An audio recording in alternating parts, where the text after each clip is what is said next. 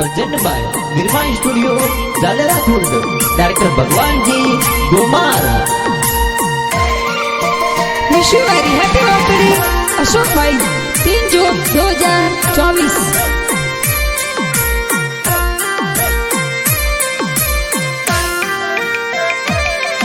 अरे अशोक भाई रो जन्मदिन खुशियां जोर मनावो।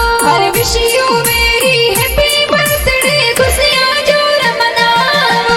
अरे मम्मी जी तोर पाओ देवी देव गणी बधाया।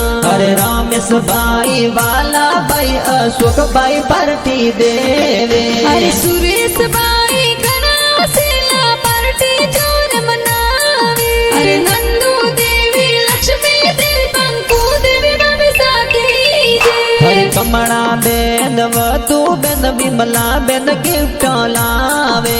अरे किशोर जी प्रकाश जी अशोक जी जिनो सा पार्टी देवे। अरे भगवान जी देश जे नरपत जे दोस्त पधारे। अरे कुल देवी सामोन मताजिर मेर गणेरी की जे। अरे मेंदर जी पूना सावाड़ा गीत जोर लिखावे। अरे भगवान जी ए घना उसीला गीत जोर बनावे।